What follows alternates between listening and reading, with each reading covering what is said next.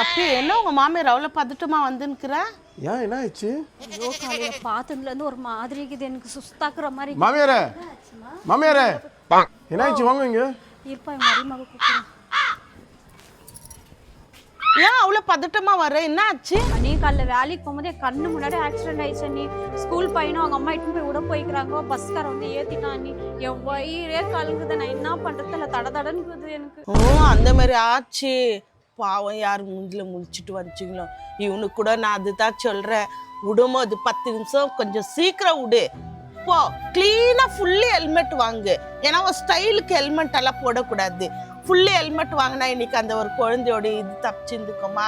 நான் என்ன தெரியுமா சொல்கிறேன், ஸ்கூலுக்கு போட்டோம் எங்கே போட்டோம் வெளியே வரட்டும், குழந்தைங்க கூட ஃபுல்லி ஹெல்மெட் வாங்கி ப்ளீஸ் கொஞ்சம் போட்டுன்னு போகணும். இல்லைன்னு வச்சுக்கோ இந்த மாதிரி தான்.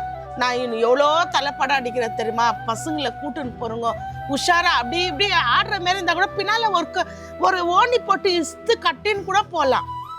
அது இன்னும் நல்லா இருக்கும் பிள்ளைங்களுக்கு. நான் எல்லாருக்கும் அது தான் சொல்கிறேன், என்னை தப்பாக கூட எதோ நினச்சிக்காதீங்க.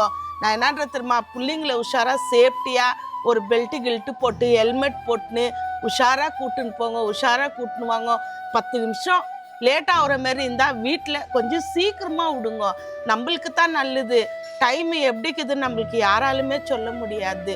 இன்றைக்கி சின்ன புள்ள, அந்த புள்ள வரும்போது என்னென்ன நினச்சின்னு வந்துச்சோ, அவங்க அம்மா என்னென்ன நினச்சின்னு கூட்டுன்னு போய் விட போனாங்களோ. இன்றைக்கி 2 பேரும் செத்து கிடக்குறாங்கன்னா நம்ம எவ்வளோ வயிறு எறியுது. நம்மளுக்கும் அதேமாரி தானே நிலைமை. நம்மளுக்கு என்ன நிலைமை இருக்குதோ எல்லா ஜனத்துங்களுக்கும் சொல்லு, உன் ஃப்ரெண்டுங்களுக்கும் சொல்லு, உன் ஃப்ரெண்டுங்களுக்கும் சொல்லு, என் ஃப்ரெண்டுங்களுக்கும் சொல்கிறேன். எல்லாரும் நல்ல மாதிரியாக ஹெல்மெட் போட்டுன்னு சாமி கும்பிட்டுட்டு 10 நிமிஷம் சீக்கிரமாக கிளம்புங்க. இதுதான் நான் சொல்ல வர வேறு எதுவுமே இல்லைம்மா. கரெக்டாக சொன்னீங்க அண்ணி.